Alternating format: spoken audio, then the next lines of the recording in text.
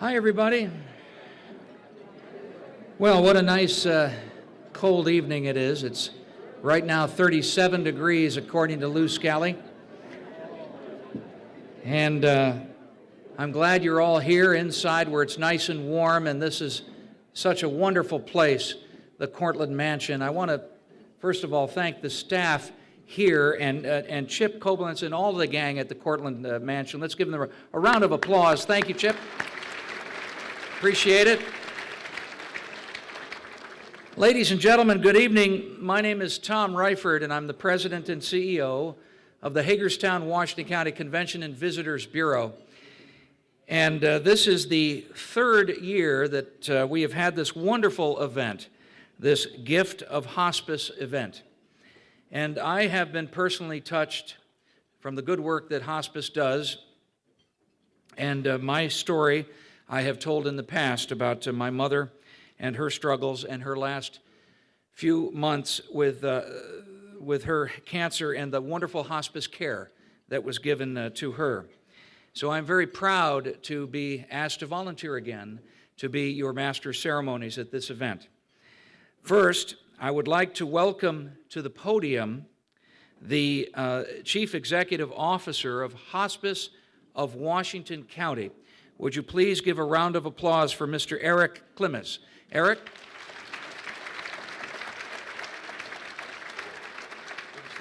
Same here, same here. Well, good evening, and welcome to the Gift of Hospice, Navigating Life's Journey. It was about 1 year ago I sat here at the Gift of Hospice Believing in Life event. It was the second day on my job. Let me take a moment to share with you some of the remarkable accomplishments we have made over the past year. Currently, we service approximately 270 patients who are in need of our service. That is 35% more than this period last year. We're on track to serve well over 1,100 patients this year, by far the most ever in the 33-year history of our esteemed organization. Thank you. We are continuously expanding our outreach efforts to the far corners of our community with plans to open community life centers in downtown Hagerstown, Hancock, Smithsburg, and Boonesboro. These life centers will provide much-needed grief and bereavement services close to the people who need those services. The life centers will also partner with other local agencies to provide services in other locations across the county.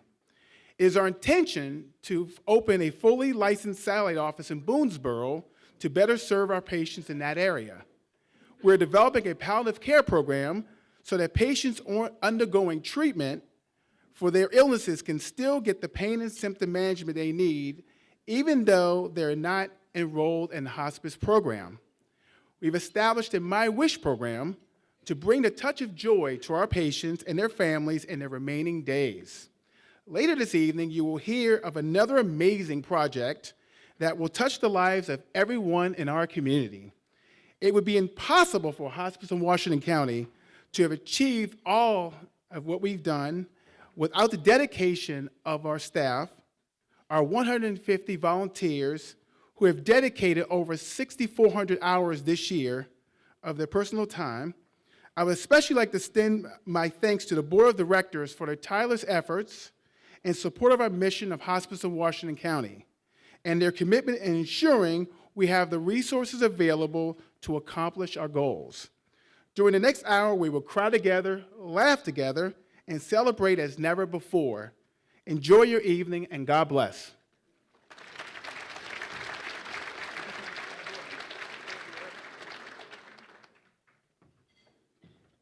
Well, continue to enjoy yourselves as the evening goes on. I would like to welcome several people who are here tonight, some folks that are either elected officials or representing elected officials. First of all, he is the mayor of the great town of Hancock, Maryland. Let's hear it from, where's Dan Murphy? There he is right there. Mayor Dan Murphy, good to see you. Dr. Murphy. One of the best veterinarians in all of western Washington County, Mayor Murphy. Also, I'd like to please welcome the representatives, Chief of Staff, Western Maryland, for the U.S. Senator Ben Cardin. It's Robin Summerfield. Where's Robin? He's here, I saw him. There he is. Hi, Robin. Good to see you. Also, she is the Western Maryland Chief of Staff for U.S. Senator Barbara Mikulski. Juliana Albowitz is here, former mayor of Clear Spring. Where's Juliana? There she is, right there. Good to see you.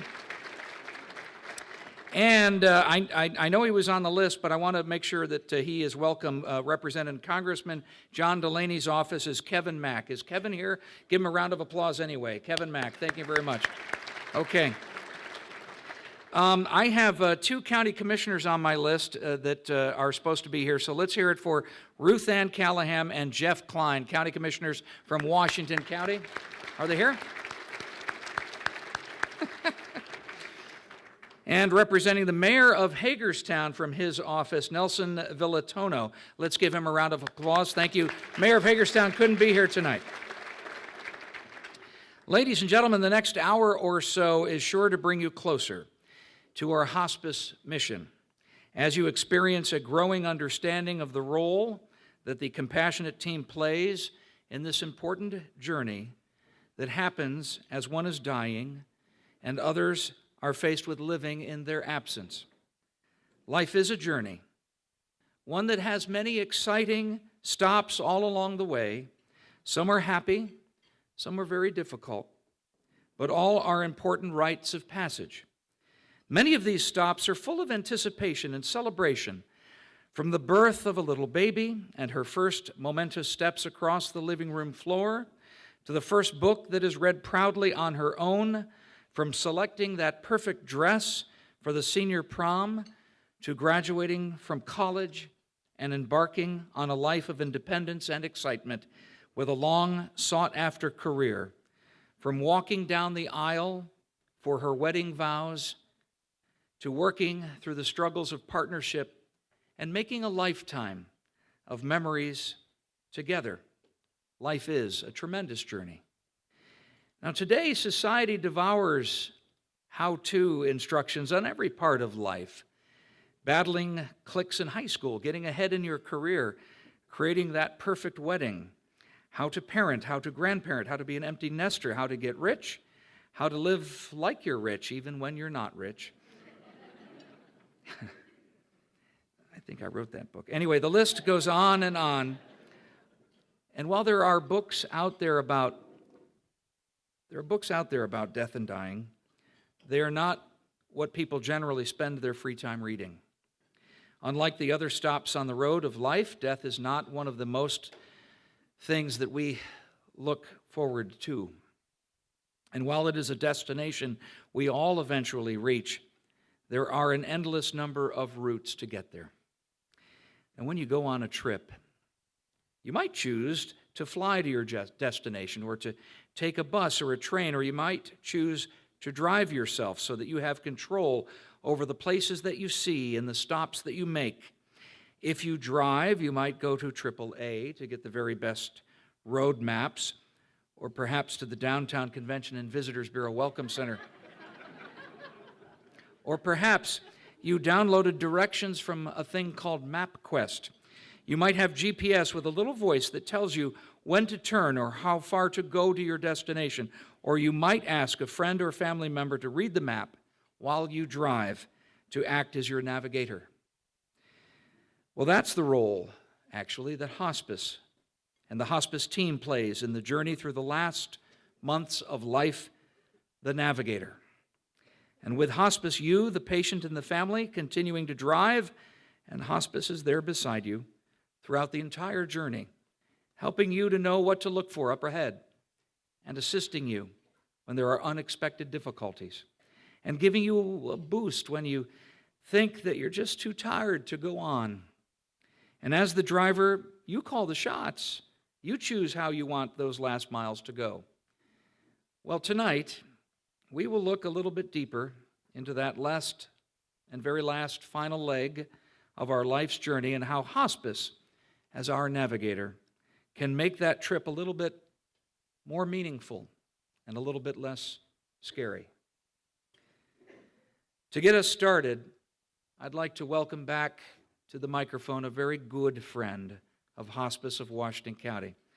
She has worked tirelessly for hospice. Our dear friend Karen Taylor-Good. As you know, Karen is a Grammy-nominated songwriter and singer from Nashville who we've been so lucky to make a wonderful, strong connection with. For those of you that don't know her, she was nominated for a Grammy. She was named the CSAC Songwriter of the Year.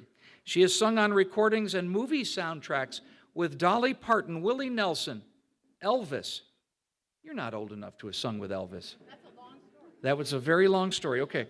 And she's not old enough to have sung with Elvis. And many others. Her songs have been recorded. The songs that she wrote have been recorded by Melissa Manchester, Al Jarreau, Patty Loveless, Colin Ray, Diamond Rio, and many others. Many of her songs have been chosen to be the flagship songs for organizations like the Compassionate Friends, Child Help USA, and the National Hospice Association. She lives in Nashville, Tennessee, came all this way with her husband of 31 years, Dennis, who is also with us this evening. Her music, Karen's music, comes from her soul. And because of her own personal experiences and relationships, Karen has her own commitment to hospice. You'll surely hear that in all of her music. Every song you hear tonight is an original song that she wrote. Ladies and gentlemen, please welcome Karen Taylor-Good.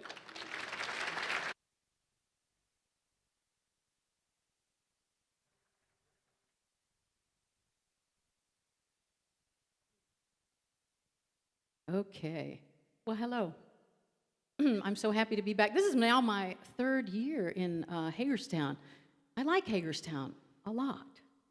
And Mayor, I also like your town of Hancock. We were up there doing a program on Sunday. I bought this fabulous ring in your town. Well, it's Cheryl's fault. Cheryl takes me shopping. So, okay, I will quickly tell you, it's not in the script, but now one must know. So yes, I was a studio singer in Nashville for many years, and RCA Records found a lot of Elvis recordings that had never been put out. And so what they did was they took everything off of the recording except for Elvis's voice, and then they started adding things back on. And my husband was one of the horn players on that session, and I got to be one of the background singers. So I can say I've sung with Elvis. See? Okay. So I do, for those of you that were here last year or the year before, you know how I got to be with hospice, but I must retell the story for those that haven't been here. So, okay, who watches the show Nashville? Let me see some hands. Okay, we have some Nashville fans. All right, so you know the famous Bluebird Cafe, right? Where apparently you go and immediately get discovered. Well, oddly enough, it was the Bluebird Cafe that was that's where I was singing when I was introduced to hospice. So I had written a song that was recorded by Patty Loveless, and she took it to #1, and I was nominated for a Grammy. I was doing a songwriter's night and at the Bluebird, and at the end of the evening, a gentleman came up to me and said, "Karen, so many of your songs, and especially that Patty Loveless one, would be so perfect for this organization that I work with." And I said, "Really? What organization is that?" And he said, "Well, it's Alive Hospice." And I literally looked at him and said, "Alive what?" Because I had never heard the word hospice. And we sat there for an hour, and he told me about hospice.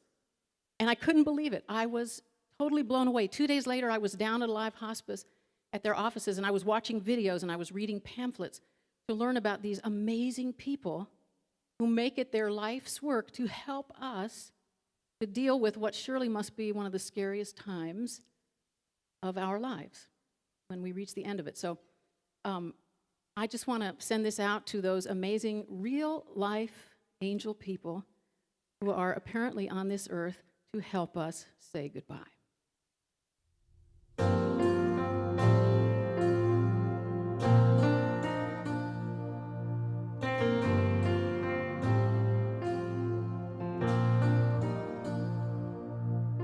Through the back window of our '59 wagon, I watched my best friend Jamie slipping further away.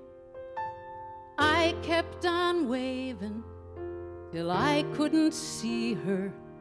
Then through my tears I asked again why we couldn't stay. Mama whispered softly, time will ease your pain. Life's about changing, nothing ever stays the same. And she said, how can I help you to say goodbye? It's okay to hurt, and it's okay to cry. Come, let me hold you, and I will try. How can I help you to say goodbye?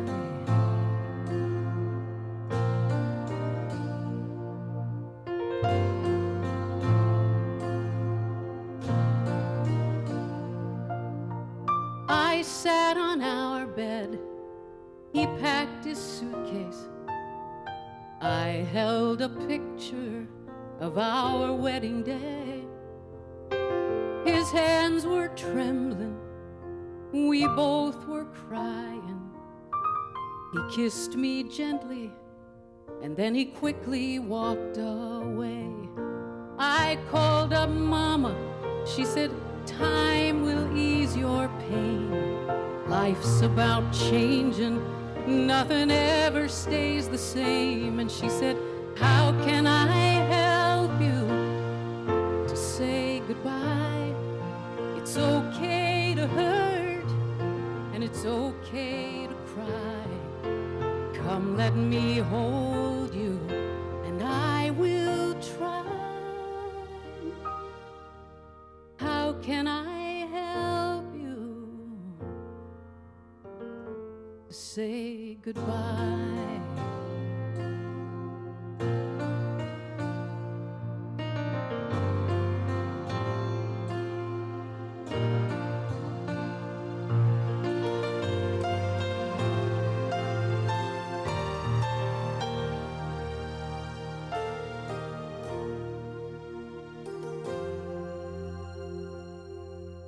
Sitting with Mama, alone in her bedroom, she opened her eyes and then squeezed my hand. She said, I have to go now. My time here is over. And with her final words, she tried to help me understand. Mama whispered softly, time will ease your pain. Life's about changing, nothing ever stays the same. And she said, how can I help you to say goodbye? It's okay to hurt, and it's okay to cry. Come, let me hold you, and I will try. How can I help you to say goodbye?